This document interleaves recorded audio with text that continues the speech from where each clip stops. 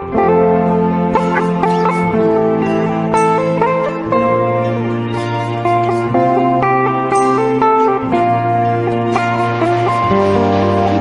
Bapak Ibu sekalian yang saya hormati, hari ini Kamis tanggal 13 Januari 2022, kami dari Guru Penggerak akan melakukan aksi nyata dengan mengimplementasikan ilmu yang telah kami peroleh, yaitu tentang budaya positif yang akan diterapkan di sekolah nanti. Nah, pada kegiatan webinar ini saya mengharapkan ada komitmen kita selama kegiatan, ya Bapak Ibu.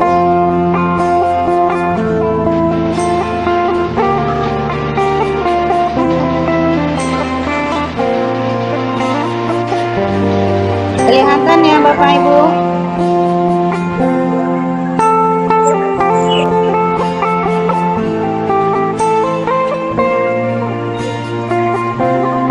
Iya. Bisa dibesarkan Pak itu. Ada yang tanda kotak kecil itu, like. Assalamualaikum warahmatullahi wabarakatuh. Selamat siang dan salam sejahtera untuk kita semua. Selamat bergabung pada kegiatan webinar hari ini, yaitu tentang budaya positif sesuai filosofi Ki Hajar Dewantara. Salam bahagia untuk kita semua. Pertama-tama, marilah kita panjatkan puji dan syukur kehadiran Allah Subhanahu wa Ta'ala, karena pada hari ini kita masih diberi kesempatan dan kesehatan sehingga dapat mengikuti kegiatan hari ini dengan dalam keadaan sehat walafiat. Adapun agenda kegiatan kita pada hari ini adalah yang pertama pembukaan yang telah berlangsung. Kemudian yang kedua adalah berdoa sesuai dengan agama dan keyakinan kita masing-masing. Akan dilanjutkan dengan presentasi konsep tentang budaya positif. Selanjutnya pengalaman penerapan, sesi tanya jawab, dan yang terakhir adalah penutup. Baik Bapak Ibu, sebelum kita memulai kegiatan, agar kegiatan ini bisa berjalan lancar dan bermanfaat untuk kita semua, marilah kita memulai dengan membaca doa sesuai dengan keyakinan kita masing-masing. Berdoa dimulai.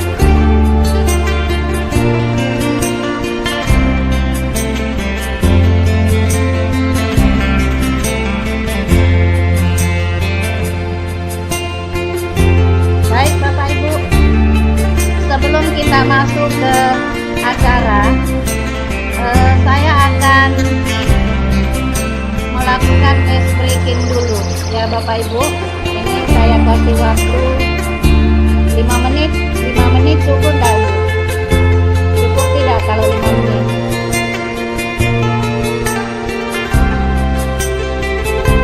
Nah, di sini ada gambar. Ayo tebak gambar apa? Nah, untuk menjawabnya ini, saya harapkan Bapak Ibu menuliskan di kolom chat.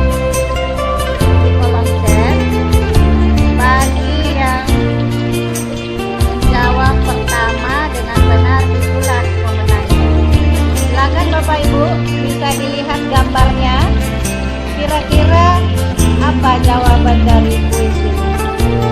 Yang ada gambar sumur, ada gambar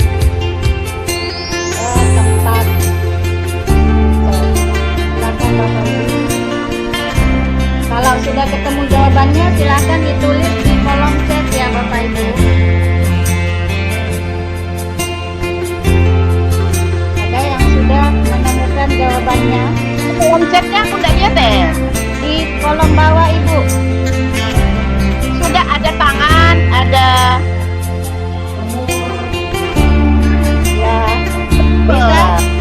Kalau tidak ketemu kolom Semur, chat, semur apa itu ya? ya apa kira-kira ya? Semur, Silakan para semur. umur Apa tetap itu tidak. semur? Ya. Eh, Ya, Bu Nasyanti angkat tangan, silakan Bu Nas. oh, semir rambut. Ya, masih kurang tepat. Silakan Bu Nas. Ay, salah. Suaranya Bu Nas masih di mute. Suaranya Bu Nas suaranya Semut di mute. merah, semut merah, Ya, semut merah, semut merah.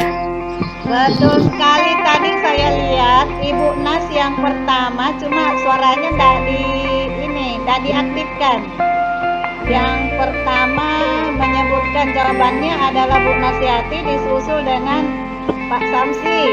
Ya, betul ya. Pak Ramansa tadi menyebutkan semutnya sudah benar, tapi yang merahnya belum tepat ya. Jadi pemenangnya adalah Bu Nasyati ya. Hore! Ya, tepuk tangan untuk Bu Nas ya, pemenang dari kita hari ini. Ya baik Bapak Ibu, kita lanjutkan ya. Baik, saya akan menyampaikan dulu komitmen kita pada kegiatan hari ini ya.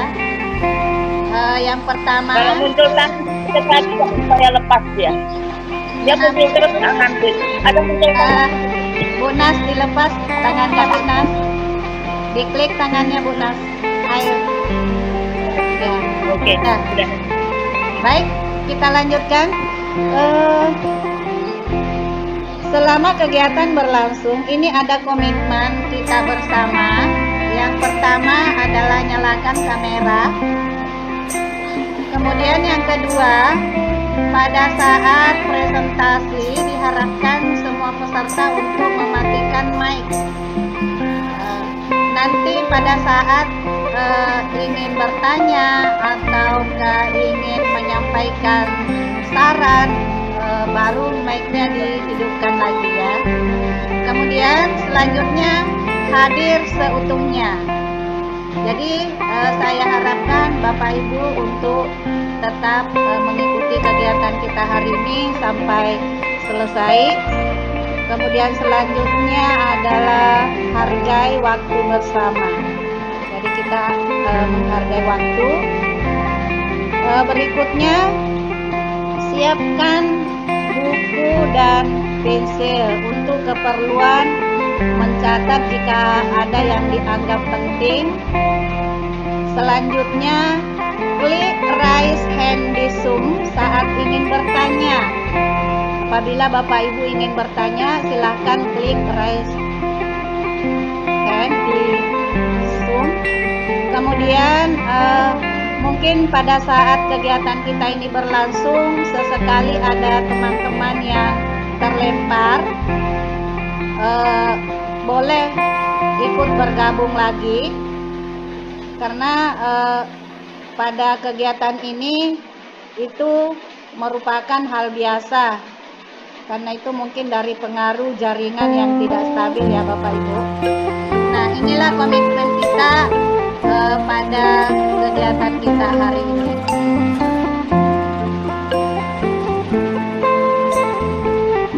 Selanjutnya, adapun capaian yang diharapkan atau tujuan yang diharapkan pada kegiatan webinar kita hari ini, yang pertama adalah memahami konsep pendidikan menurut Ki Hajar Dewantara dihubungkan dengan konsep budaya dan lingkungan positif di sekolah yang berpihak pada murid. Itu yang akan kita harapkan. Kemudian yang kedua, memahami peran sebagai guru untuk membangun budaya positif dengan menerapkan konsep disiplin positif dalam berinteraksi dengan murid. Yang ketiga, menerapkan strategi disiplin positif yang memerdekakan murid untuk menciptakan ekosistem sekolah yang aman, nyaman, dan berpihak pada murid. Itulah capaian yang diharapkan pada kegiatan webinar kita hari ini. Baik, menurut Ki Hajar Dewantara mengemukakan bahwa maksud pendidikan itu adalah menuntun segala kekuatan kodrat yang ada pada anak-anak agar mereka dapat mencapai keselamatan dan kebahagiaan yang setinggi-tingginya, baik sebagai manusia maupun anggota masyarakat.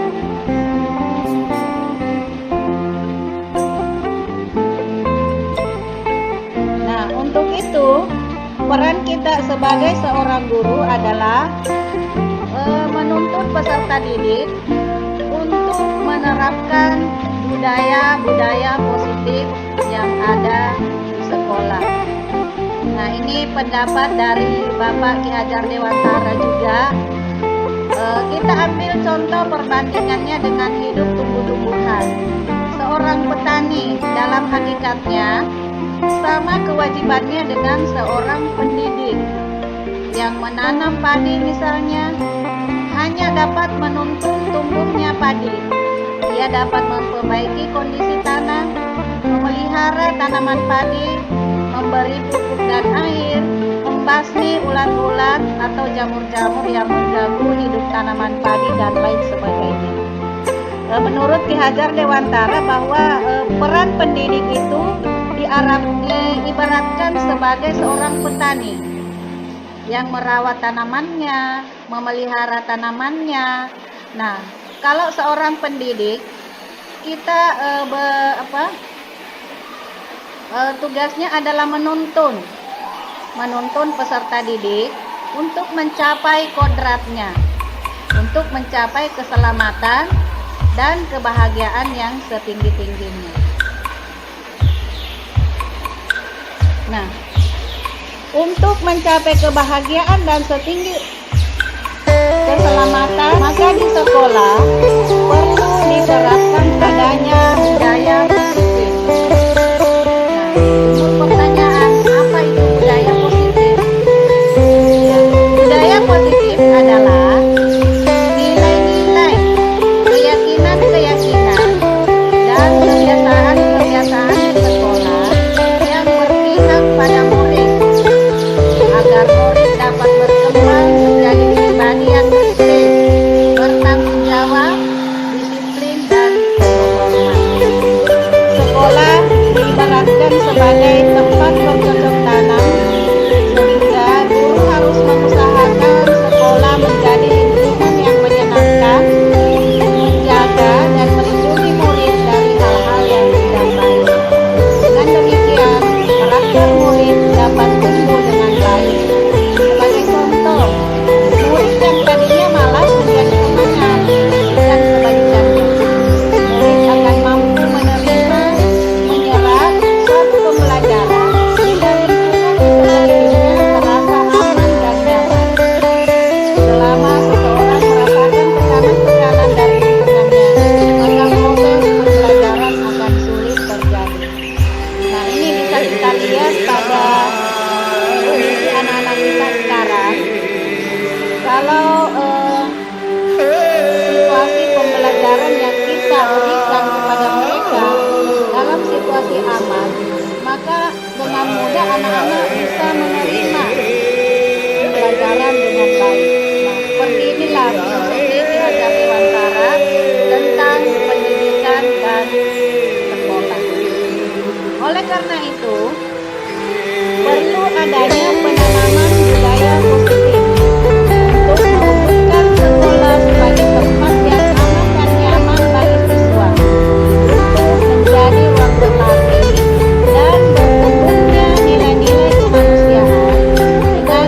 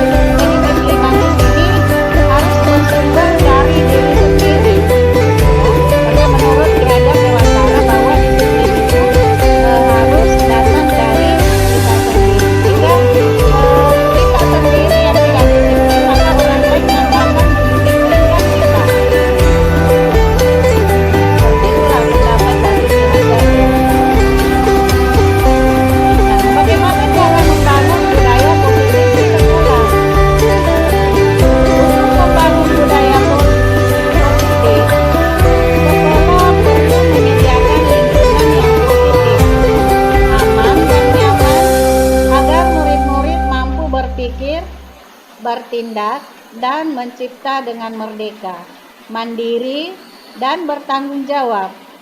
Salah satu strategi yang perlu ditinjau ulang adalah bentuk disiplin yang dijalankan selama ini di sekolah kita.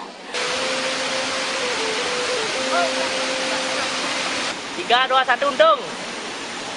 Nah, baik Bapak Ibu, sekarang kita akan masuk ke budaya positif. Nah, di sini ada konsep kunci di dalam mewujudkan budaya positif di sekolah. Jadi yang pertama harus kita pahami adalah perubahan paradigma. Perubahan paradigma dari stimulus respon ke teori kontrol. Kemudian yang kedua, arti disiplin dan tiga motivasi perilaku manusia. Tiga, keyakinan kelas, hukuman dan penghargaan. Selanjutnya, kebutuhan dasar manusia, 5 posisi kontrol dan segitiga restitusi. Inilah 6 konsep kunci di dalam mewujudkan budaya positif.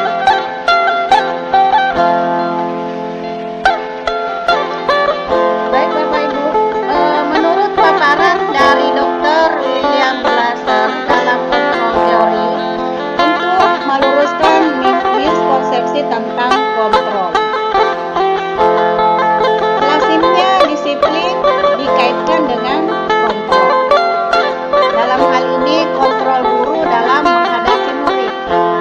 Jadi kita dalam menghadapi murid ada 4 ilusi yang sering kita gunakan. Yang pertama adalah ilusi guru mengontrol murid. Pada poin ini, ilusi guru mengontrol murid, pada dasarnya kita tidak dapat memaksa murid untuk berbuat sesuatu jikalau murid tersebut memilih untuk tidak melakukannya. Teori kontrol mengatakan bahwa semua perilaku memiliki tujuan. Jadi anak-anak kita itu setiap hari mungkin ada yang sering berbuat salah, ya itu karena mereka mempunyai tujuan tertentu sehingga melakukan kegiatan tersebut.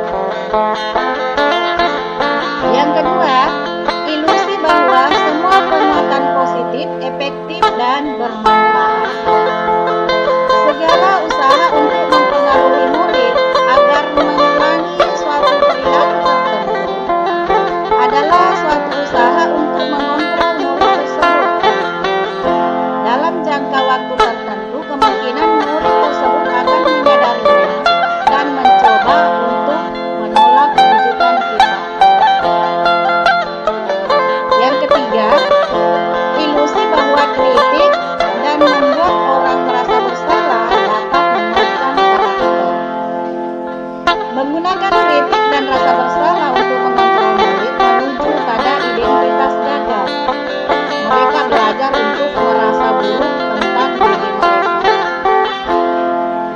Selanjutnya, ilusi bahwa orang dewasa memiliki hak untuk memaksa. Banyak orang dewasa yang percaya bahwa mereka memiliki tanggung jawab untuk membuat murid-murid berbuat hal tertentu. Nah, inilah pendapat Dr. William Glasser dalam teori kontrol. Ini untuk meluruskan miskonsepsi tentang kontrol. Sedangkan Stephen RPP mengatakan bahwa bila kita ingin membuat kemajuan perlahan, sedikit-sedikit ubahlah sikap atau perilaku Anda. Namun bila kita ingin memperbaiki cara-cara utama kita, maka kita perlu mengubah kerangka acuan kita. Ubahlah bagaimana Anda melihat dunia, bagaimana Anda berpikir tentang manusia. Ubahlah paradigma Anda, skema pemahaman dan penjelasan aspek-aspek tertentu tentang realitas.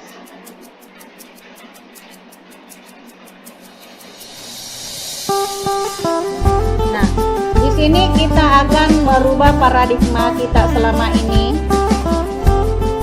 yang dari stimulus respon menuju ke teori kontrol. Bisakah kita mengontrol seseorang? Ini timbul pertanyaan Bapak Ibu. Apakah kita bisa mengontrol seseorang? Bagaimana bisa kita menemukan jawabannya ini? Apakah seseorang bisa mengontrol orang lain? Nah, ini menurut teori stimulus respon berpendapat bahwa kita mencoba mengubah orang agar berpandangan sama dengan kita. Apakah kita harus memaksa orang lain untuk berpandangan sama dengan kita? Saya rasa itu tidak mungkin ya Bapak Ibu. Nah, kita menuju ke teori kontrol. Menurut teori kontrol, kita berusaha memahami pandangan orang lain tentang dunia. Jadi perbedaannya di sini antara stimulus respon dengan teori kontrol. Kemudian yang kedua, perilaku buruk dilihat sebagai suatu kesalahan. Itu menurut teori stimulus respon. Sedangkan teori kontrol mengatakan bahwa semua perilaku memiliki tujuan. Selanjutnya, orang lain bisa mengontrol saya. Teori kontrol, hanya Anda yang bisa mengontrol diri Anda. Selanjutnya, saya bisa mengontrol orang lain. Teori kontrol, Anda tidak bisa mengontrol orang lain. Stimulus respon, pemaksaan ada pada saat bujukan gagal. Teori kontrol, kolaborasi dan konsensus menciptakan pilihan-pilihan baru. Kalau stimulus respon menggunakan model berpikir menang kalah. Ada yang menang, ada yang kalah. Tapi kalau teori kontrol, model berpikirnya adalah menang-menang, tidak ada yang kalah. Ya, Bapak Ibu. Jadi di sini kita bisa membandingkan, kita bisa merubah paradigma dari stimulus respon menuju ke teori kontrol.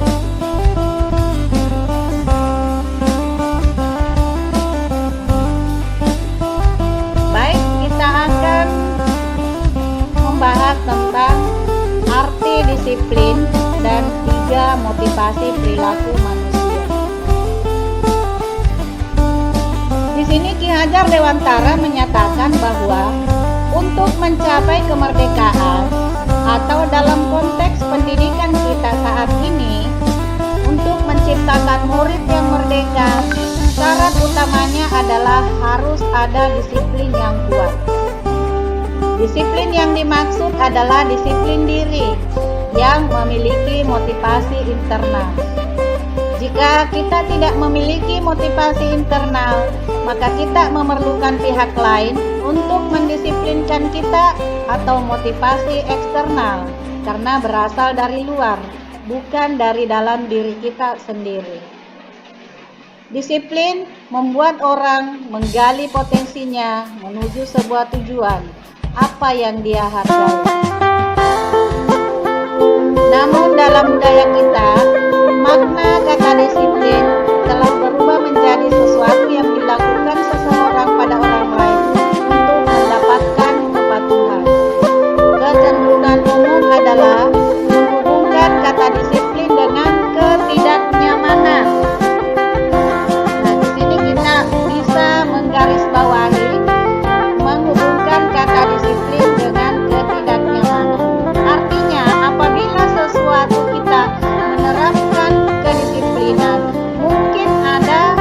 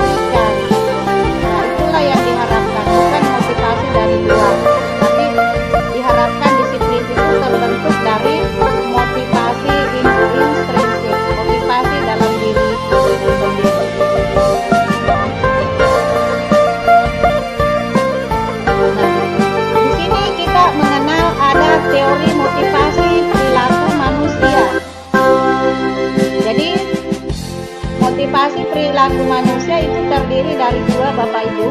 Ada motivasi eksternal dan ada motivasi internal. Nah, motivasi eksternal yang pertama yaitu untuk menghindari ketidaknyamanan atau hukuman. Artinya, apabila kita menerapkan suatu disiplin kepada anak-anak, mungkin dia akan mematuhi aturan itu karena untuk menghindari ketidaknyamanan atau hukuman. Berarti itu merupakan motivasi eksternal, bukan motivasi internal. Contohnya, mungkin timbul pertanyaan, apa yang akan terjadi apabila saya tidak melakukannya? Contoh, kita menerapkan disiplin datang tepat waktu di sekolah pada jam 7.15. Nah, mungkin di sini anak-anak datang tepat waktu dari jam 7.15, tapi itu karena motivasi eksternal, karena untuk menghindari ketidaknyamanan atau hukuman. Nah, motivasi perilaku manusia yang kedua yaitu untuk mendapatkan imbalan dari orang lain atau institusi. Itu juga masuk motivasi eksternal. Contohnya, kadang-kadang kita akan memberikan disiplin atau penerapan disiplin kepada anak-anak. Contoh, silahkan dikerjakan tugas ini nomor 1 sampai dengan 5. Bagi anak yang mengerjakan atau selesai sebelum waktunya, maka itu akan memberikan hadiah. Jadi mungkin anak-anak cepat selesai, tapi karena mengharapkan tadi imbalan dari orang lain. Nah, itu termasuk motivasi eksternal manusia. Dan yang ketiga adalah untuk menjadi orang yang mereka inginkan dan menghargai diri sendiri dengan nilai-nilai yang mereka percaya, menjadi insan sesuai harapan kita. Nah, inilah termasuk motivasi internal atau tujuan disiplin positif. Nah, mungkin sering muncul pertanyaan, saya akan menjadi orang yang seperti apa bila saya melakukannya? Contoh, anak-anak rajin ke sekolah, rajin belajar. Nah, itu karena datangnya motivasi internal, dia memiliki tujuan.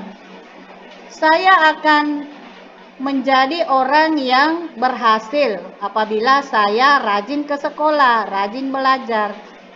Itu muncul karena motivasi dalam diri sendiri, bukan karena untuk menghindari ketidaknyamanan dan untuk mendapatkan imbalan. Jadi itu ada 3 teori motivasi perilaku manusia. Nah, jadi kita tinggal menerapkan ke anak-anak motivasi apa yang kira-kira bisa diterapkan. Apakah motivasi internalnya atau motivasi eksternal. Baik Bapak Ibu, kita lanjutkan. Nah, ini pendapat dari Bapak Ki Hajar Dewantara lagi tentang merdeka. Merdeka itu artinya tidak hanya terlepas dari perintah, akan tetapi juga cakap buat memerintah diri sendiri. Selanjutnya kita akan masuk ke budaya positif. Ini ada bagan berwarna. Yang paling kecil ada peraturan kelas, kemudian masuk ke keyakinan kelas, lingkungan positif, dan terakhir budaya positif. Ya. Setiap tindakan atau perilaku yang kita lakukan di dalam kelas dapat menentukan terciptanya sebuah lingkungan positif. Perilaku warga kelas tersebut menjadi sebuah kebiasaan yang akhirnya membentuk sebuah budaya positif. Untuk terbentuknya budaya positif, pertama-tama perlu diciptakan dan disepakati keyakinan-keyakinan atau prinsip-prinsip dasar bersama di antara para warga kelas. Nah, berdasarkan uraian ini, maka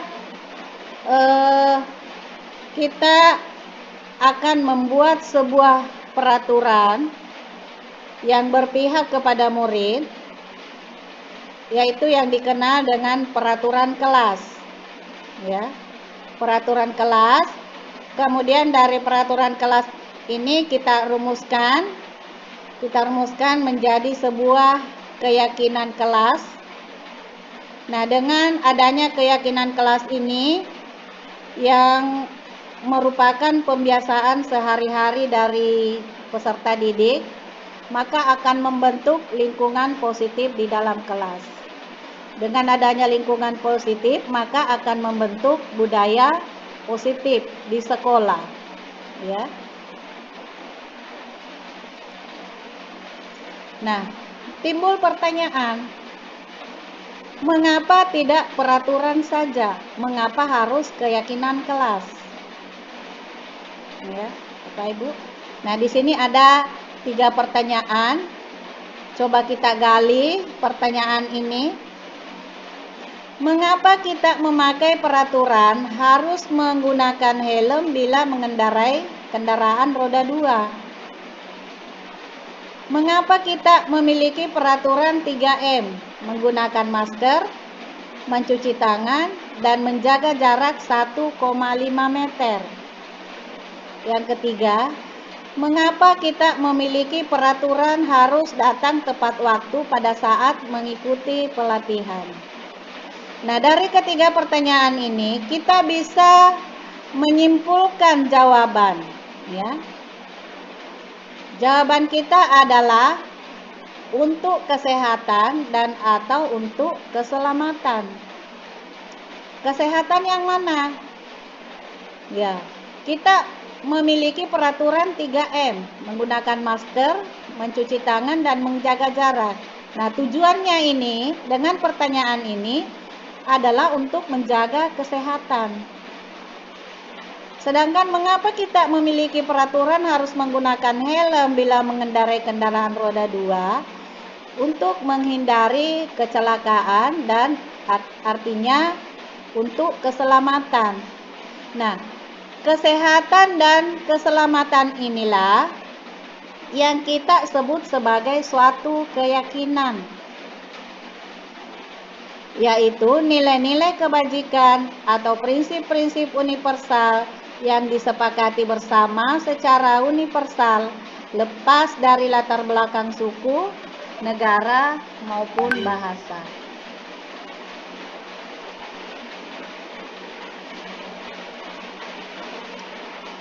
Baik, menurut Gosen, suatu keyakinan akan lebih memotivasi seorang dari dalam atau memotivasi secara intrinsik. Seseorang akan lebih tergerak dan bersemangat untuk menjalankan keyakinannya daripada hanya sekedar mengikuti serangkaian peraturan. Murid-murid pun demikian. Mereka perlu mendengarkan dan mendalami tentang suatu keyakinan daripada hanya mendengarkan peraturan-peraturan yang mengatur mereka harus berlaku begini atau begitu. Nah, baik Bapak Ibu, sampai di sini mungkin ada yang ingin mengajukan pertanyaan. Kalau tidak ada, kita lanjutkan. Ada ya? Baik, saya akan lanjutkan materi kita, yaitu tentang pembentukan keyakinan kelas. Tentang pembentukan keyakinan kelas ini, Bapak Ibu, saya sudah mencoba menerapkan di kelas saya.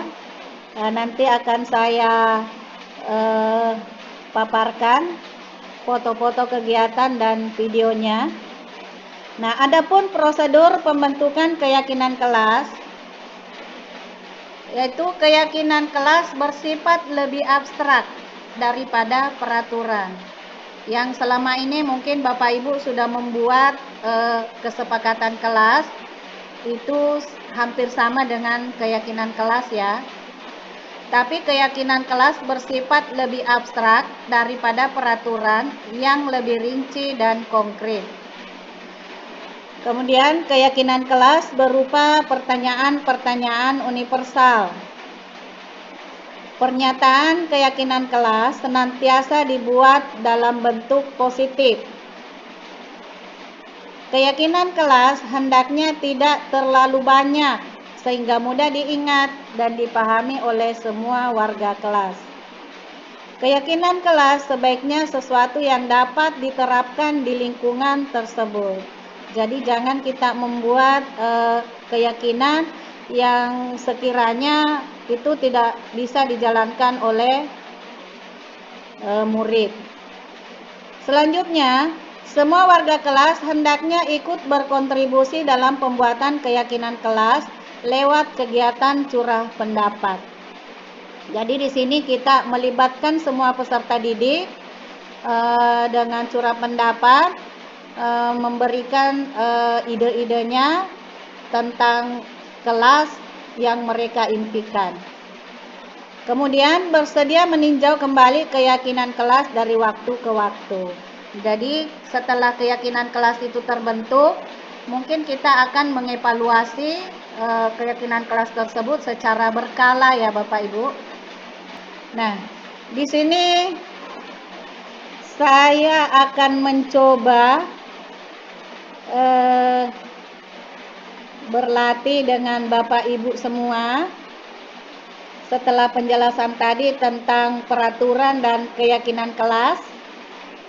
Ini tadi saya sudah tayangkan bahwa keyakinan kelas bersifat lebih abstrak daripada peraturan yang lebih rinci dan konkret. Nah, setelah memahami ini, kita akan coba mengidentifikasi peraturan-peraturan ini. Keyakinan kelas atau nilai kebajikan apa kira-kira yang dituju dengan poin-poin ini. Mungkin Bapak Ibu bisa atau yang bisa menyebutkan bisa angkat tangan. Mungkin saya bisa memberikan contoh, selalu kembalikan buku ke tempatnya. Keyakinan kelas nilai kebajikan yang dituju di sini kira-kira apa Bapak Ibu?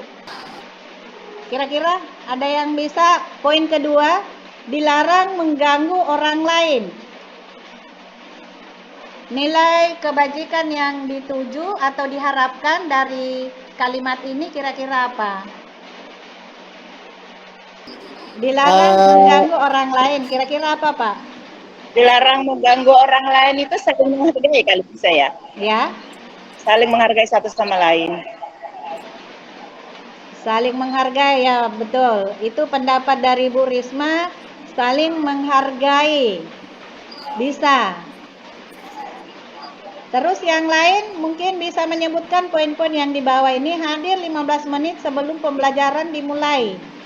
Nilai kebajikan yang dituju kira-kira apa Pak Samsul? Disiplin. Ya, betul, disiplin. Dilarang melakukan Berarti apa itu? kira-kira apa? Diingat semua jawabannya ya Bapak Ibu. Taat. Ya, Pak Samsi taat. Patuh ya, taat. Taat. Dilarang menggunakan narkoba. Nilai kebajikan yang dituju kira-kira apa? Patuh ya kalian. Patuh. Ya, Pak Samsi, patuh. Bergantian atau menunggu giliran. Nilai kebajikan yang dituju kira-kira apa? Biasakan budaya antri. Ya, budaya antri. Berarti budaya antri. Gunakan masker.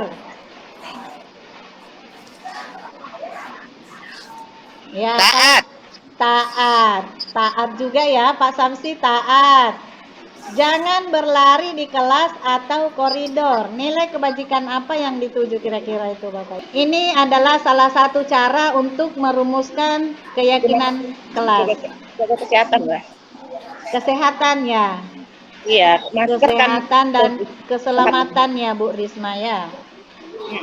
Nah, baik Bapak Ibu, kita lihat ya. Kira-kira nilai kebajikan apa yang dituju dengan kata-kata yang berbentuk peraturan, ya. Sanksi tadi ada menjawab dilarang mengganggu orang lain. Bu Risma menghormati, ya betul tadi ya Bu Risma, menghormati orang lain dan diri sendiri. Diri. Hadir 15 menit sebelum pembelajaran dimulai. Pak Samsi tadi taat ya. Iya. Ya, itu menghormati orang lain bisa. Karena kalau misalnya terlambat kan bisa mengganggu temannya yang lain ya kan. Nah, komitmen pada tujuan atau berkomitmen. Karena sudah ada komitmen kita ya. Dilarang melakukan kekerasan. Nah, itu nilai kebajikan yang dituju bisa keselamatan dan bisa menghormati orang lain. Jadi kita tinggal memilih nilai kebajikan yang akan dituju pada peraturan itu apa. Selanjutnya dilarang menggunakan narkoba. Nilai kebajikan yang dituju adalah kesehatan supaya tidak sakit ya kalau menggunakan narkoba. Selanjutnya bergantian atau menunggu giliran. Bu Risma tadi menjawab budaya antri ya Bu Risma. Itu bisa dan juga melatih kesabaran. Menghormati orang lain ya. Gunakan masker. Ya, betul tadi Bu Risma bilang kesehatan, juga keselamatan ya. Jangan berlari di kelas atau koridor, itu juga keselamatan dan keamanan. Oh ya. Baik Bapak Ibu, ini adalah salah satu contoh prosedur untuk membuat keyakinan kelas. Kita harus membuat dulu peraturannya apa, kemudian merumuskan nilai kebajikan yang akan dituju dari peraturan tersebut. Ya, Bapak Ibu. Prosedur pembentukan keyakinan kelas. Pertama, mempersilahkan murid-murid di kelas untuk bercurah pendapat tentang peraturan yang perlu disepakati di kelas dan kelas seperti apa yang diimpikan. Jadi langkah awal kita harus bermusyawarah, anak-anak bermusyawarah. Apa yang diharapkan di kelasnya itu, ya. Yang kedua, mencatat semua masukan para murid di papan tulis atau di kertas besar atau sticky note, di mana semua anggota kelas bisa melihat hasil curah pendapat. Yang ketiga, susunlah keyakinan kelas sesuai prosedur pembentukan keyakinan kelas. Ada tadi di atas ya Bapak Ibu prosedurnya. Gantilah kalimat-kalimat dalam bentuk negatif menjadi positif. Jadi kalimat yang berbentuk negatif pada keyakinan kelas diganti menjadi kalimat positif. Artinya tidak menggunakan kata tidak. Contoh kalimat negatif, jangan berlari di kelas atau koridor. Nah, kita ganti menjadi kalimat positif, berjalanlah di kelas atau koridor. Seperti itu ya Bapak Ibu. Nah, inilah prosedur pembentukan keyakinan kelas. Nah, setelah keyakinan kelas terbentuk, masih ada kegiatan lain yang akan kita lakukan, yaitu yang pertama, tinjau kembali daftar curah pendapat yang sudah dicatat. Anda mungkin akan mendapati bahwa pernyataan yang ditulis di sana masih banyak yang berupa peraturan-peraturan. Selanjutnya, ajak murid-murid untuk menemukan nilai kebajikan atau keyakinan yang menjadi inti dari peraturan tersebut. Contoh, berjalan di kelas, dengarkan guru, datanglah tepat waktu. Ini ketiga kalimat ini bisa disarikan menjadi satu keyakinan, yaitu keyakinan saling menghormati atau saling menghargai, atau masuk dalam nilai kebajikan hormat. Nah, keyakinan inilah yang dijadikan daftar untuk disepakati. Kegiatan ini juga merupakan peralihan dari bentuk peraturan ke keyakinan kelas. Selanjutnya, tinjau ulang keyakinan kelas secara bersama-sama dengan murid. Seharusnya setelah beberapa peraturan telah disatukan menjadi beberapa keyakinan, maka jumlah butir pernyataan keyakinan akan berkurang. Sebaiknya keyakinan kelas kita tidak terlalu banyak, berkisar antara 3 sampai 7 prinsip. Karena kalau terlalu banyak Bapak Ibu, mungkin anak-anak nanti akan kesulitan untuk mengingatnya dan melaksanakannya. Nah, setelah keyakinan kelas selesai dibuat, maka semua warga kelas dipersilahkan meninjau ulang dan menyetujuinya dengan menandatangani keyakinan tersebut, termasuk guru dan semua murid. Jadi, semua murid bersama dengan guru menandatangani keyakinan kelas yang telah kita sepakati. Kemudian keyakinan kelas selanjutnya dilekatkan di dinding kelas, tempat yang mudah dilihat oleh semua warga kelas. Nah, ini Bapak Ibu ada contoh keyakinan kelas. Contoh keyakinan kelas 1. Ini dia membuat hanya 5 poin. Hanya 5 poin, kemudian keyakinan kelas 5 juga 5 poin. Jadi tergantung Bapak Ibu mau membuat berapa poin, mau 3 poin yang dirasa mungkin itu yang bisa diterapkan di kelas. Nah, di sini keyakinan kelas 1, setiap anggota kelas perlu belajar. Setiap anggota kelas perlu senang. Setiap anggota kelas perlu melakukan tugas. Setiap anggota kelas perlu saling menghargai.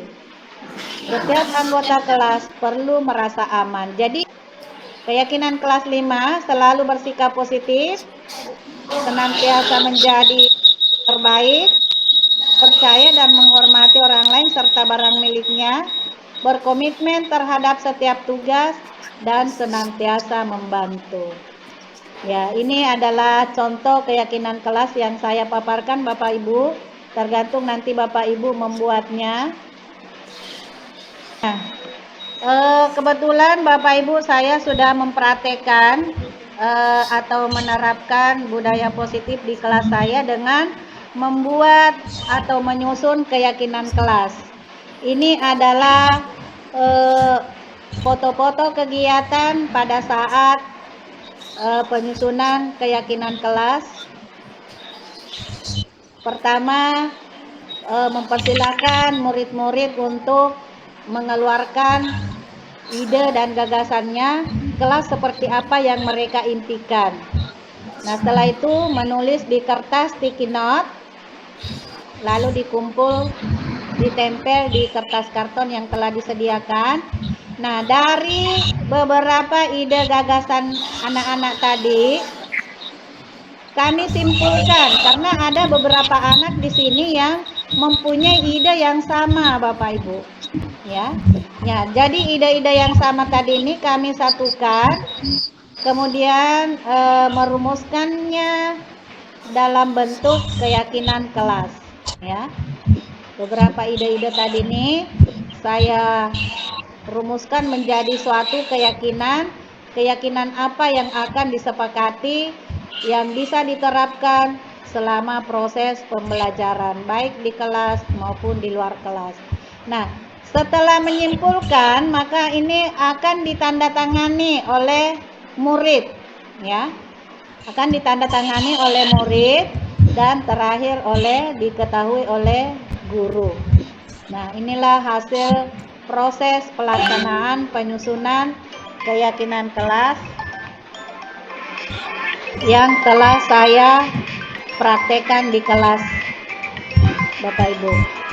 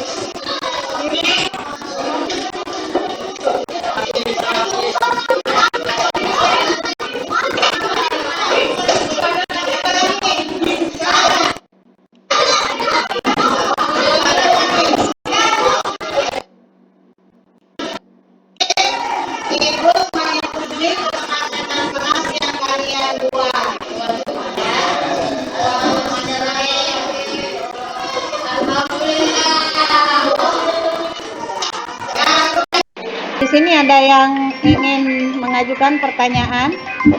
Silakan Bapak Ibu. Gak jelas.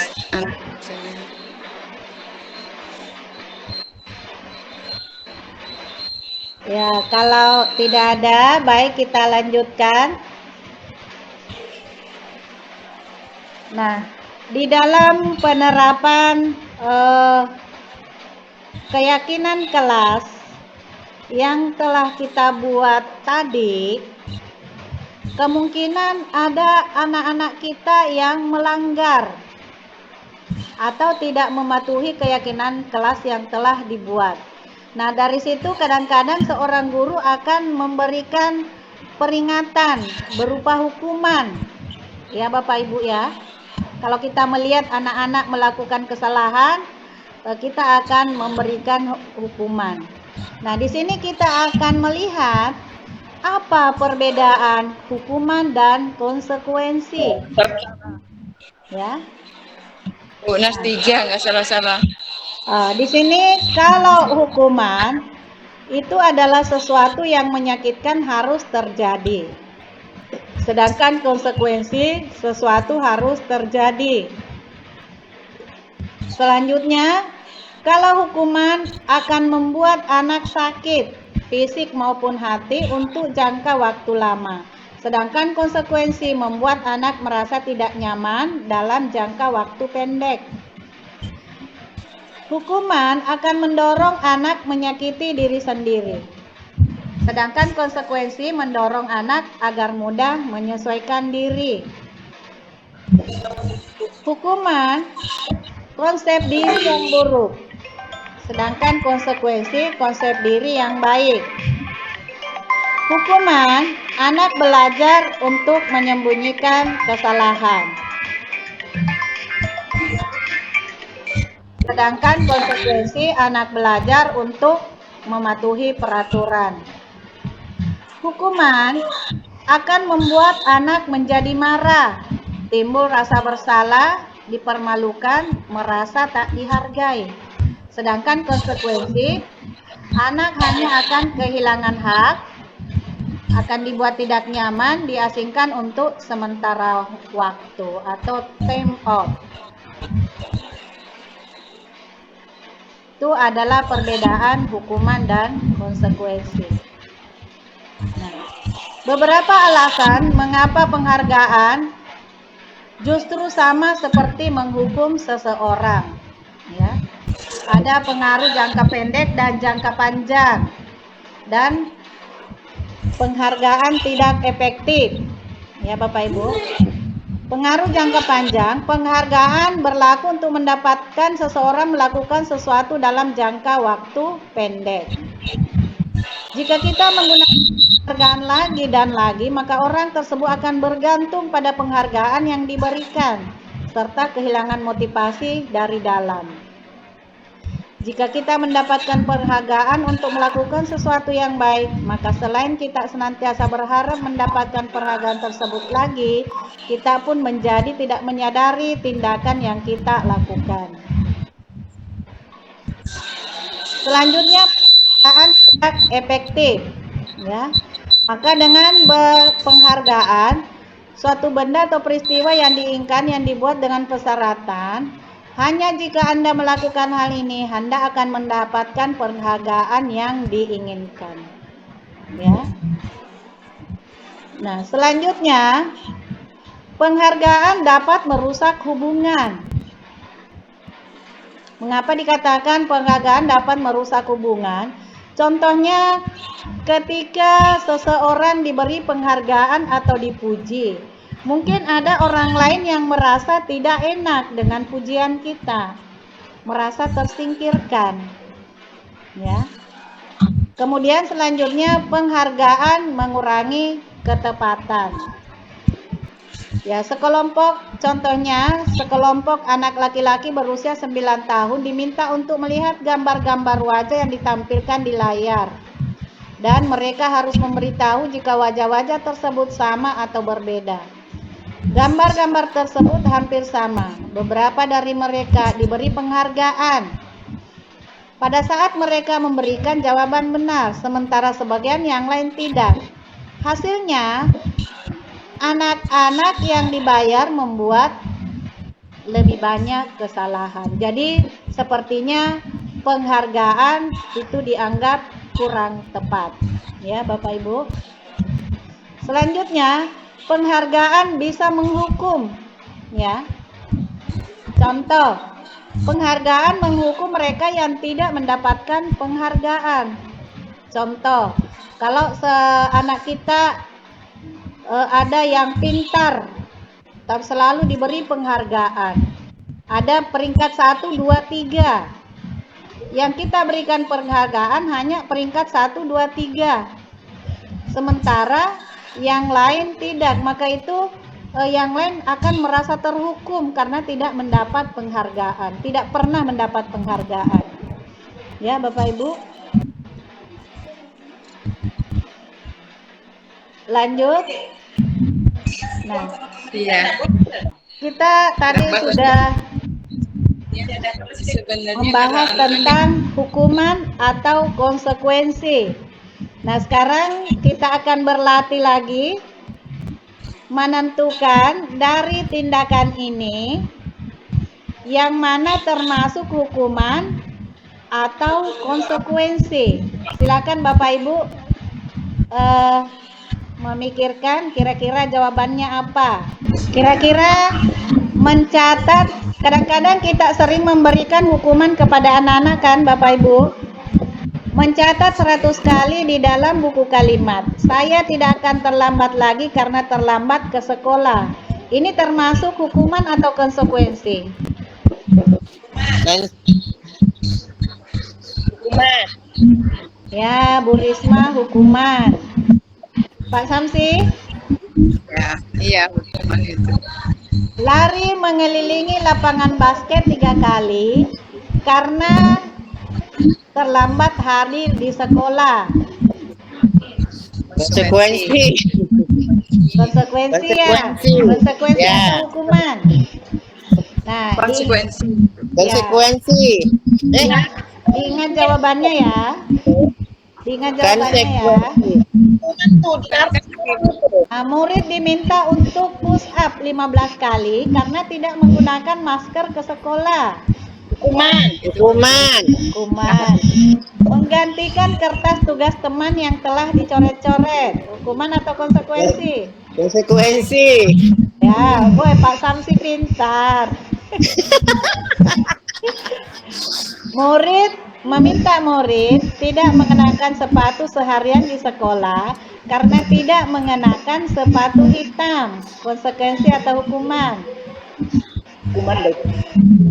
Kayaknya hukuman. Hukuman.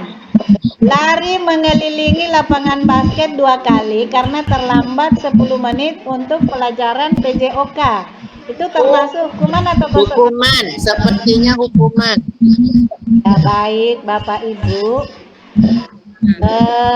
Ini sudah Karena itu kan membedakan bidang hukuman atau konsekuensi. Diingat jawabannya ya. Sekarang kita lihat. Mencatat 100 kali di dalam buku kalimat. Saya tidak akan terlambat lagi karena terlambat ke sekolah. Ini termasuk hukuman Bapak Ibu. Kenapa hukuman? Karena mencatat 100 kali dengan terlambat ke sekolah itu tidak ada hubungannya. Jadi kalau konsekuensi itu ada hubungan antara perbuatan dengan tindakan, ya. Lari mengeliling lapangan basket 2 kali karena terlambat hadir di sekolah. Ini tidak ada kaitannya dengan lapangan basket dengan terlambat. Seandainya tadi di sini kegiatan olahraga, ini ada termasuk konsekuensi karena lapangan basket dengan olahraga itu ada kaitannya.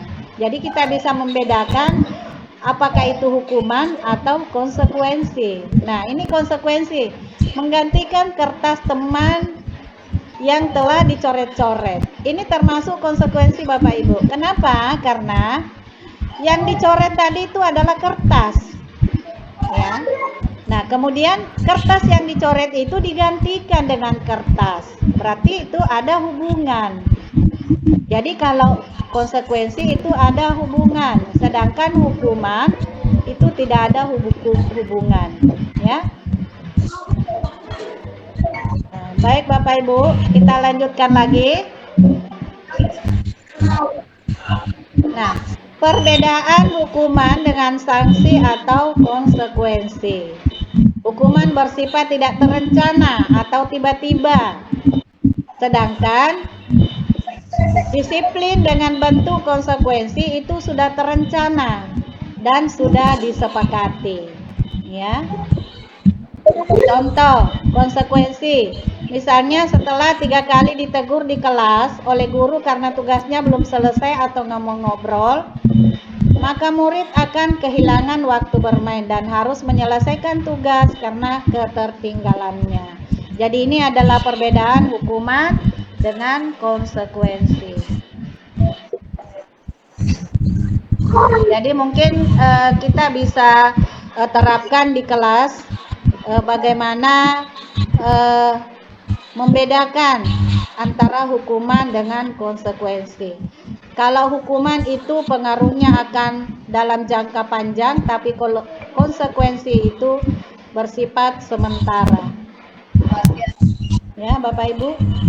Baik, kita akan lanjutkan ke kebutuhan dasar manusia.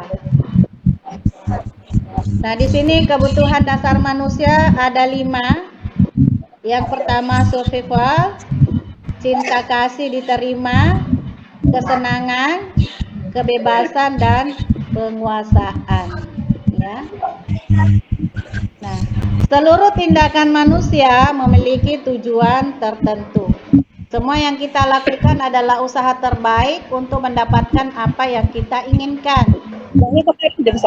Ketika kita mendapatkan apa yang kita inginkan, sebetulnya saat itu kita sedang memenuhi satu atau lebih dari kebutuhan dasar kita. Jadi kebutuhan dasar ini ada 5. Kebutuhan bertahan hidup, cinta dan kasih sayang, atau kebutuhan untuk diterima, penguasaan, atau kebutuhan atas kemampuan, kebebasan, atau kebutuhan akan pilihan, kesenangan, kebutuhan untuk merasa senang. Nah, kebutuhan bertahan hidup contohnya kesehatan, rumah dan makanan. Kebutuhan untuk mencintai meliputi kebutuhan akan hubungan dan koneksi sosial. Kebutuhan penguasaan berhubungan dengan kekuatan untuk mencapai sesuatu, menjadi kompeten, menjadi terampil, diakui atas prestasi, keterampilan kita, didengarkan dan memiliki rasa harga diri. Kebutuhan untuk bebas, yaitu di sini anak-anak dapat mengendalikan arah hidup seseorang, senang mencoba hal-hal baru dan menarik. Selanjutnya kebutuhan untuk mencari kesenangan, yaitu bermain, tertawa. Anak-anak dengan kebutuhan dasar kesenangan yang tinggi biasanya ingin menikmati apa yang mereka lakukan. Nah, ini contoh respon untuk memenuhi kebutuhan dasar. Nah, jika anak-anak ada yang berkata, aku senang main kejar-kejaran dengan ibu guru, seru. Nah, itu kebutuhan yang akan diperoleh oleh anak ini atau si Bimo adalah kebutuhan kesenangan. Kemudian, ibu kejar aku karena ibu guru sayang aku. Nah, dari kata-kata si Bimo kita dapat merumuskan bahwa si Bimo ini membutuhkan kebutuhan cinta dan kasih sayang. Ya, Bapak Ibu. Kemudian, aku hebat kan bisa bikin ibu guru kejar aku. Nah, di sini si Bimo ini membutuhkan kebutuhan penguasaan. Artinya ingin diakui kemampuannya. Yang terakhir, aku bosan belajar mewarnai terus di dalam kelas. Nah, di sini Bimo membutuhkan kebutuhan kebebasan. Artinya dia ingin mencoba hal-hal baru. Ya, Bapak Ibu. Ini adalah contoh respon untuk memenuhi kebutuhan dasar. Nah, sekarang kita berlatih lagi. Kita diskusi kira-kira kebutuhan apa yang dibutuhkan pada peristiwa ini. Yang pertama, ibu guru bilang, aku tidak boleh bersenandung sewaktu mengerjakan tugas. Katanya kelas harus tenang, tidak ada suara. Padahal kan aku suka dan senang menyanyi. Kira-kira kebutuhan apa yang diharapkan di sini, ingin dipenuhi di sini? Ini melarang bernyanyi. Anaknya memang pengen senang, tapi kan harus ada penguasaan diri. Kan tadi ada 5 kebutuhan ya. Ibu guru tidak menyapa aku hari ini, padahal aku pakai jepit rambut baru. Kebutuhan apa kira-kira di sini? Penguasaan ya Bapak Ibu. Penguasaan, ingin diakui. Ya. Kalau di sini tadi mungkin kebutuhan kesenangan. Karena senang bersenandung. Ya. Aku bosan, masa belajarnya cuma gitu-gitu aja, dengerin ibu guru aja. Di sini kebutuhan ada kebebasan, ada kesenangan, ada bertahan hidup.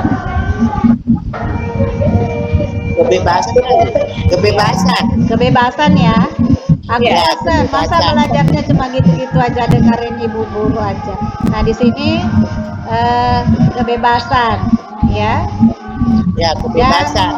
Yang terakhir aku sebel, gambarku tidak rapi, malah ibu guru nunjukin ke teman-temanku di depan kelas. Ini kebutuhan Hidup. Kebutuhan apa itu? kebutuhan apa ya? Ya, Penguasaan itu lebih kemana gitu? ya penguasaan ingin diakui ya, Bapak Ya, Ibu. yang ingin diakui. Ya, betul. Berarti di sini ada kesenangan, ada kebebasan, dan ada penguasaan. Baik, kita lanjutkan ke 5 posisi kontrol. Ya. Nah, di dalam mengontrol anak-anak ada 5 posisi kontrol yang harus kita pahami ya. Yang pertama, penghukum, pembuat merasa bersalah, kita sebagai teman, pemantau, dan manajer ya. Nah, menurut Dr. William Glasser, teori kontrol ada 5 ya. Yang pertama, penghukum. Nah, pada kategori kita guru sebagai penghukum, di sini guru yang menerapkan posisi penghukum akan berkata kepada anak-anak, patuhi aturan saya atau awas. Nah, dengan kata-kata seperti ini, maka posisi kita di sini adalah sebagai penghukum. Ya. Kemudian yang kedua, membuat orang merasa bersalah. Guru akan bersuara lembut dengan kata-kata seperti, ibu sangat kecewa sekali dengan kamu. Nah, itu sebagai pembuat orang merasa bersalah. Dan posisi yang ketiga, teman. Guru di posisi teman menggunakan hubungan baik dan humor dengan perkataan seperti, ya sudah, kali ini tidak apa-apa, nanti ibu bereskan. Ya, kita lanjutkan. Posisi guru sebagai monitor atau pemantau. Monitor berarti mengawasi. Pertanyaan yang diajukan seorang pemantau mungkin seperti ini ya. Apa yang telah kamu lakukan? Sedangkan manajer, nah, berkolaborasi dengan murid bagaimana memperbaiki kesalahan yang ada. Dengan perkataan seperti ini, jika kamu meyakininya, apakah kamu bersedia memperbaikinya? Nah, kita sebagai seorang guru kadang-kadang menggunakan posisi ini biasanya sebagai penghukum. Nah, yang sebaiknya kita menggunakan posisi sebagai manajer, yaitu berkolaborasi dengan murid untuk menyelesaikan kesalahan atau tindakan yang tidak baik yang telah dilakukan. Nah, kalau kita sudah di posisi manajer, otomatis kita sudah mencakup pemantau dan sebagai teman bagi anak-anak. Nah, ini ada kegiatan nada suara. Kita akan mempraktekkan nada suara seorang guru sebagai penghukum, membuat orang lain merasa bersalah, sebagai teman, atau sebagai pemantau atau manajer. Nah, dengan kalimat ini, apa yang kamu mau, kita akan mempraktekkan dengan posisi sebagai penghukum. Kira-kira Bu Risma bisa praktekkan ini sebagai penghukum nada suaranya? Ini tadi kan, kalau kita sebagai penghukum biasanya menerapkan posisi penghukum akan berkata, patuhi aturan saya atau awas. Nah, itu seakan-akan kita sebagai posisi penghukum. Kalau pembuat orang merasa bersalah, itu suaranya agak lebih lembut. Contohnya, ibu sangat kecewa sekali dengan kamu. Kalau sebagai teman, kita menghubungkan hubungan baik dengan humor dan perkataan. Ya sudah, kali ini tidak apa-apa, nanti ibu bereskan. Itu sebagai teman. Nah, ini kita akan mencoba praktekkan dengan nada suara sebagai penghukum, pembuat orang bersalah, teman, sebagai pemantau, dan sebagai... Jadi ini dibaca tapi sebagai nada penghukum gitu. Ya, betul sekali Bu Riz. Tapi yang kamu mau gitu. Ya, betul. Nah, kalau sebagai pembuat orang merasa bersalah, bagaimana nadanya kira-kira? Apa yang kamu mau? Terlalu lembut Kamu Pak mau? Suni. Kalau tadi betul Bu Risma, kalau sebagai penghukum, apa yang kamu mau? Apa yang kamu mau? Ya kan? Nah, kalau sebagai pembuat orang merasa bersalah, ini kalimatnya ya, ini saya tampilkan slide-nya. Nih. Dengan kalimat yang ini, apa yang Lebih kamu mau? lembut. Nah, coba Apa yang dipraktekkan. kamu mau? Apa yang kamu mau? Apa yang kamu mau? Ya, Ya. dengan nada suara yang berbeda Pak Samsi ya. Coba, penghukum Yang Pak lebih Samsi. rendah sedikit ya. Ya, betul sekali Pak. Dengan sangat lembut, apa yang kamu mau? Apa yang kamu mau? Apa yang kamu mau? Ya. Coba Pak Samsi, penghukum. Apa yang kamu mau? Ya, cocok. Sebagai pembuat orang bersalah. Apa yang kamu mau? Ya, dengan nada agak sedikit lembut ya. Ya, apa yang kamu mau? Ya, sebagai teman. Di apa yang kita anggap teman ini, anak-anak ini contohnya. Oh iya ya. Apa yang kamu mau? Ya, bisa. Sebagai pemantau.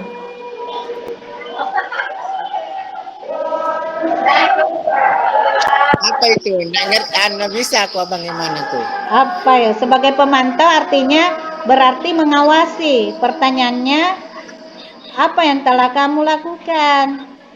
Oh, berarti apa yang kamu mau? Ya. Ya, Apa yang kamu mau? sebagai manajer.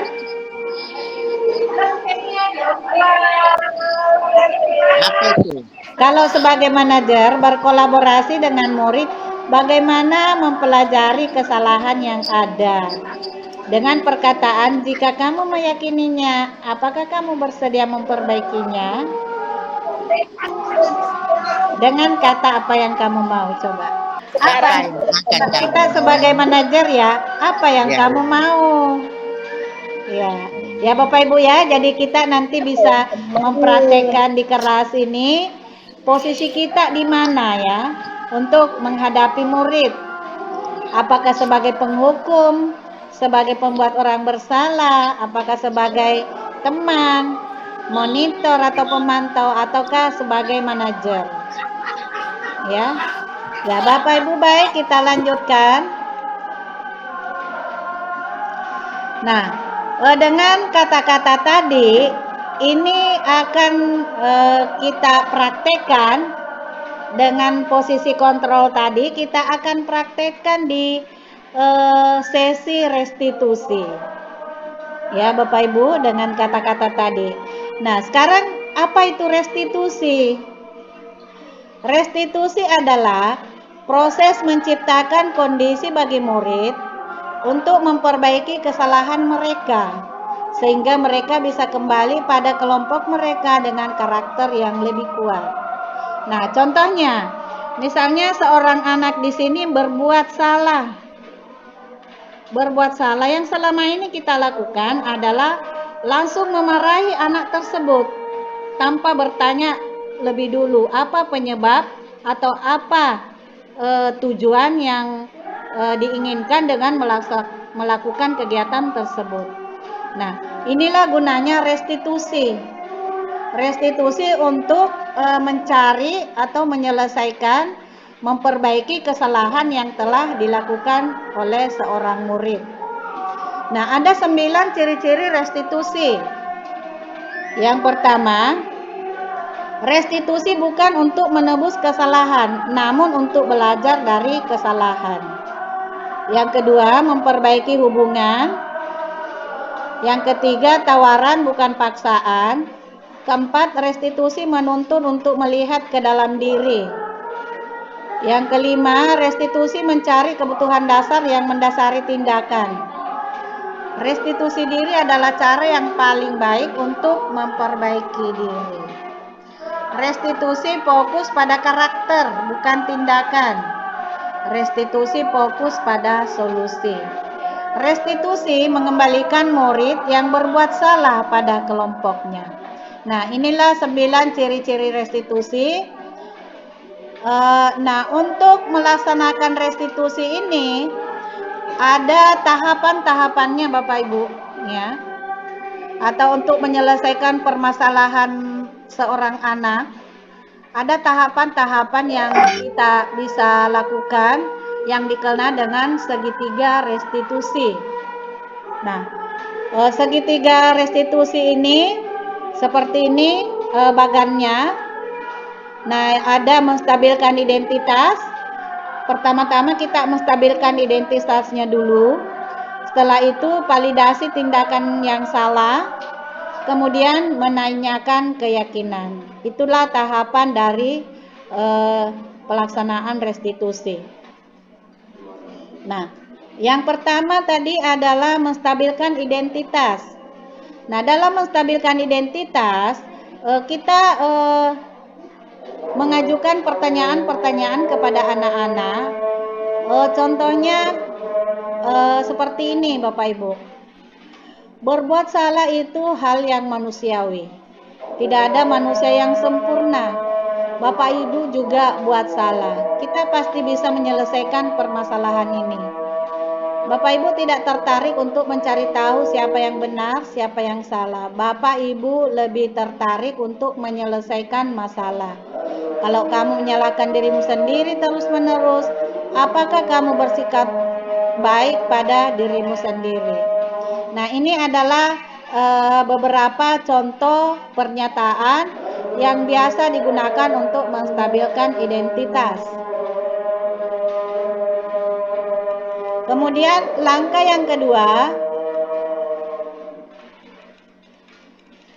yang kedua adalah validasi tindakan yang salah.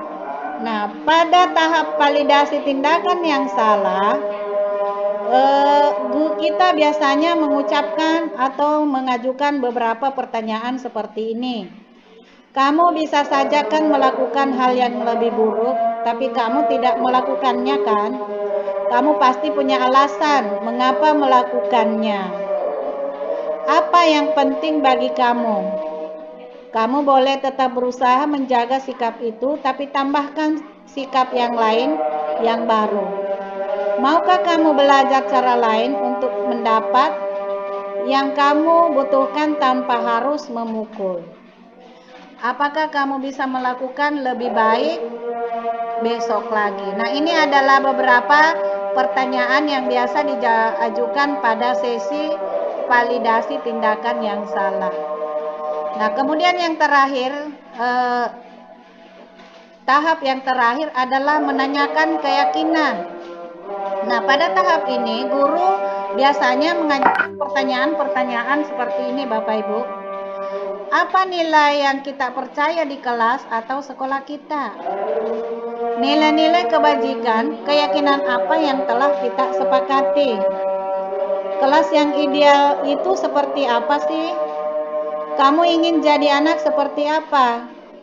Apa yang kamu rasakan ketika kamu melakukan itu? Kamu menjadi orang yang seperti apa? Nah, ini adalah beberapa contoh-contoh pertanyaan pada sesi atau tahap menanyakan keyakinan.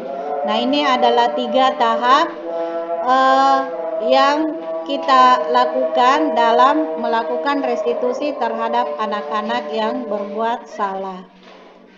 Nah, setelah melakukan restitusi, maka kita intervensi selama 30 detik. Artinya membiarkan anak-anak untuk berpikir apa yang telah mereka lakukan dengan ada beberapa pertanyaan. Ya. Nah, di sini Bapak Ibu, tentang restitusi ini saya sudah praktekkan juga di kelas dengan melihat ada kasus-kasus yang terjadi di kelas saya. Ada seorang anak yang sering tidur di meja. Nah, bagaimana cara menyelesaikannya ini? Maka saya mencoba mempraktekkan segitiga restitusi untuk mengenali permasalahan tersebut. Nah, ini ada videonya. Video pada saat melakukan restitusi. Nah, ini bisa didengarkan mungkin.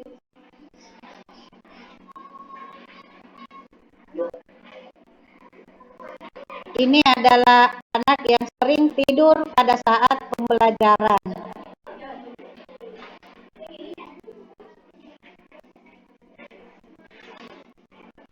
Ini dengan menerapkan segitiga restitusi.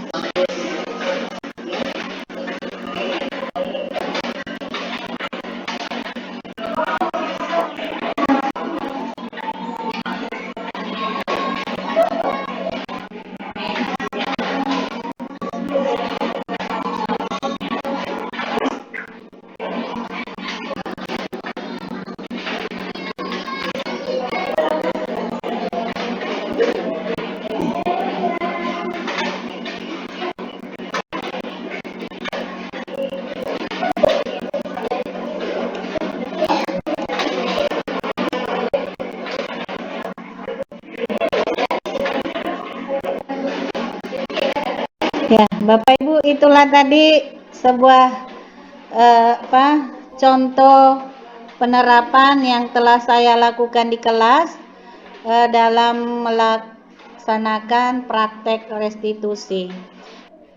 Nah, ini ada videonya.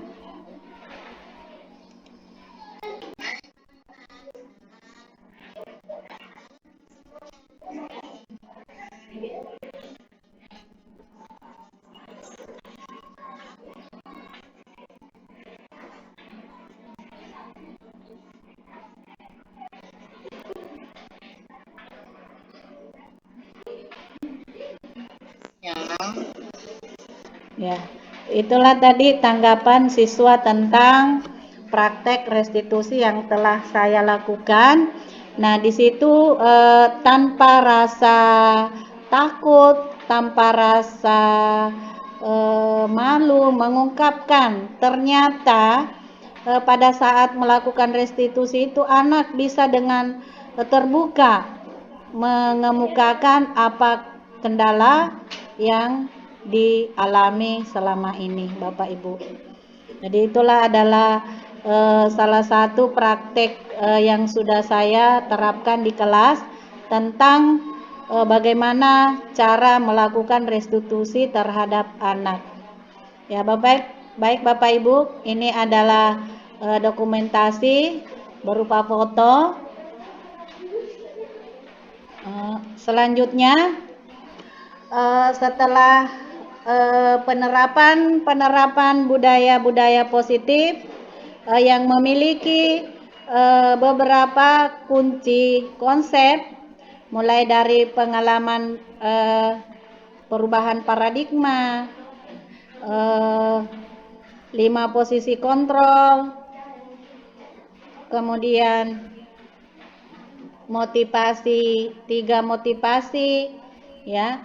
Dari beberapa penerapan itu, saya mendapat pengalaman dan pembelajaran. Yang pertama yang saya dapatkan adalah dengan menerapkan restitusi dapat memperbaiki kesalahan peserta didik sehingga mereka dapat kembali pada kelompoknya dengan karakter yang lebih kuat.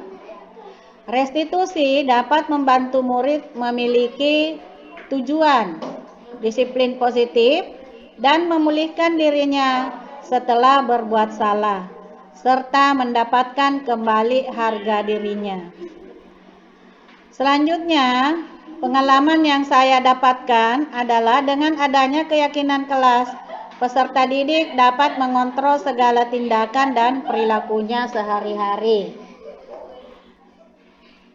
Selanjutnya, dengan tersusunnya keyakinan kelas yang merupakan cerminan perilaku warga kelas tersebut menjadi sebuah kebiasaan yang nantinya akan membentuk budaya positif di sekolah. Dengan memahami kebutuhan dasar manusia, seorang pendidik dapat mengetahui bahwa setiap peserta didik yang melakukan sesuatu tindakan pasti memiliki tujuan tertentu. Nah, dari pengalaman dan pembelajaran yang saya dapatkan, Bapak Ibu, ada rencana perbaikan ke depan yang akan saya lakukan.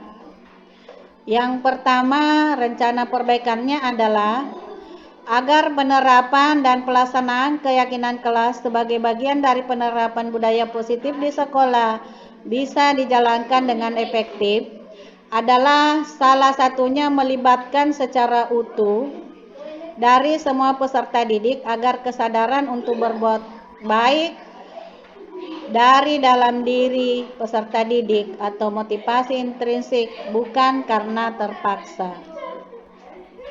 Yang kedua, rencana perbaikan yang akan saya lakukan adalah dalam pelaksanaan berbagi praktik baik dengan para rekan sejawat, sebaiknya memikirkan waktu yang lebih baik dan membuat jadwal yang lebih rinci, sehingga penjelasan tentang praktik baik dalam penyusunan keyakinan kelas dan praktek restitusi mampu dipahami dan diterima oleh rekan sejawat yang lain dengan baik. Nah, itulah materi webinar kita hari ini.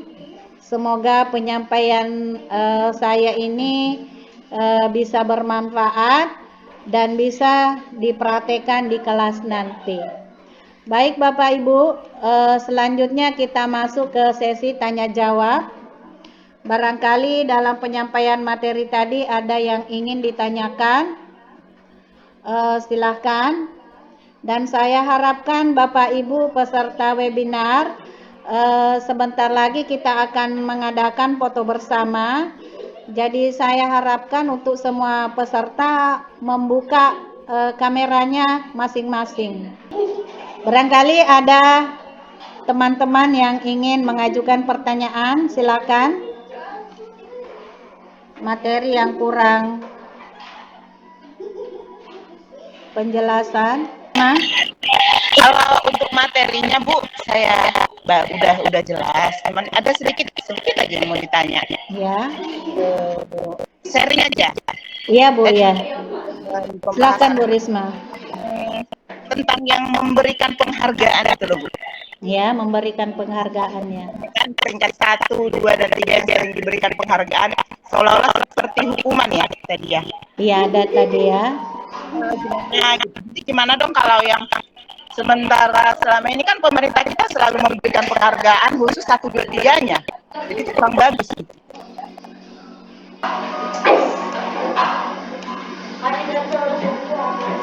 Ya, di sini tadi dijelaskan bahwa penghargaan yang menghukum ya.